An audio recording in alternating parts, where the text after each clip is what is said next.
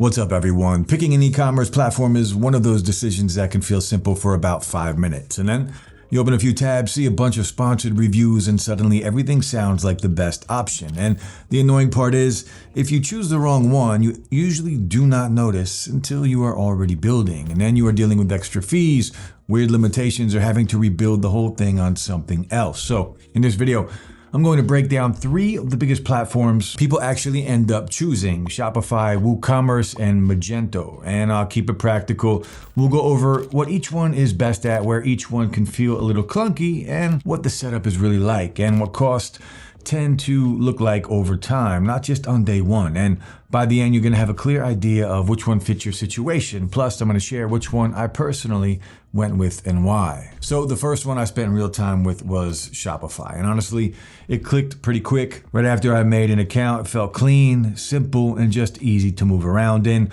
which is always a huge plus when you are trying to get a store up without turning it into just, well, a whole project. And I'm not someone who likes messing with code, and I don't have a background in any of that. So what I liked was how much you can do with their drag and drop builder. I was able to change the layout, adjust the design, and get things looking the way I wanted without feeling stuck, or like I needed to go watch 10 tutorials just to move a button. Now, another thing that I noticed early on was the App Store, which is basically a big library of tools you can add onto your store depending on what you need. So if you want help with marketing, customer support, reviews, email stuff, inventory tracking, all of that is right there, and you could build your setup as you go instead of trying to guess everything on day one. And with Shopify in general, it also felt like a lot of the boring behind the scenes stuff was already handled. So you get hosting, you get solid performance, you're not stressing about bandwidth, and there's a content delivery network working in the background so the store stays snappy for people visiting from different places. Now, the analytics were a nice surprise.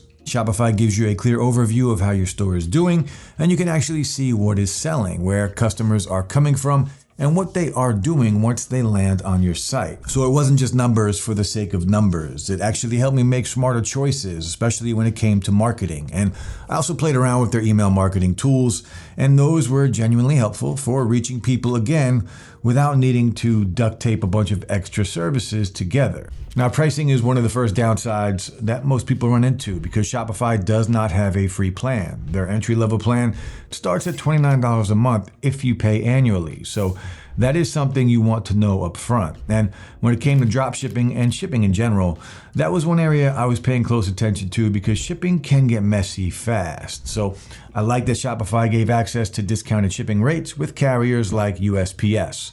And they also made it easy to print labels and add shipping insurance per package. That part felt like it was designed for regular people trying to ship orders, not just bigger companies with a whole logistics setup. And if you do want to give Shopify, WooCommerce, or Magento a try, you can check out the affiliate links in the description. It doesn't cost you anything extra, and we may earn a small commission, which helps support the channel. And occasionally, there are special discounts available that you're not going to find going directly through their website. Also, for Shopify, click the link in the description below to get a deal of $1 a month for the first 3 months, along with a free 3-day free trial. Now, for payments, Shopify made that part simple too.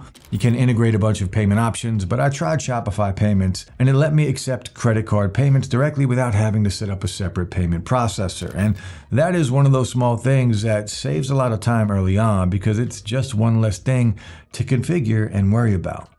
And one thing that I do give Shopify credit for is they keep adding improvements over time. They are clearly trying to keep up with what store owners want, which matters because buyer behavior changes and platforms need to keep pace. So now you can do things like on-site testimonials, product comparison sections, audio uploads, and even purchase pop-ups. Now, I'll be honest, I'm still a little skeptical about the pop-up stuff. I get why some sellers like it, but as a customer, pop-ups have never really been my favorite. So I personally just choose to hold off on that feature.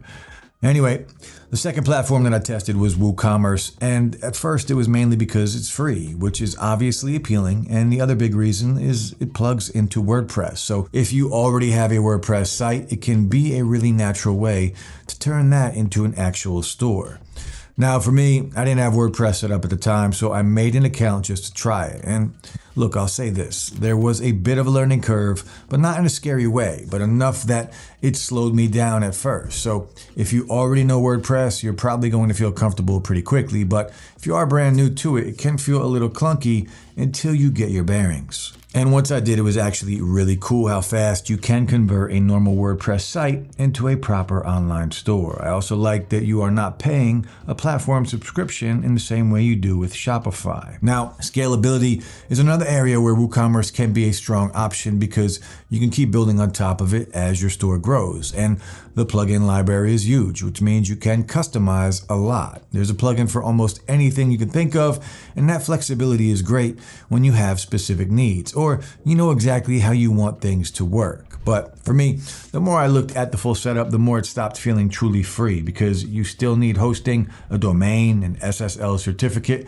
and depending on what you are doing, you might end up paying for premium plugins too. And on top of that, I could feel myself spending more time learning and tweaking than actually building the store and moving forward. And that just wasn't the direction I wanted for my business. So after that, I tried Magento, and Magento is basically all about customization. It gives you a ton of control over the design, the layout, and how the store works. So if you want to build something very specific, set up custom payment gateways, integrate third-party tools in a certain way, Magento can absolutely do it. But at the same time, that level of control comes with a cost, and that cost is complexity.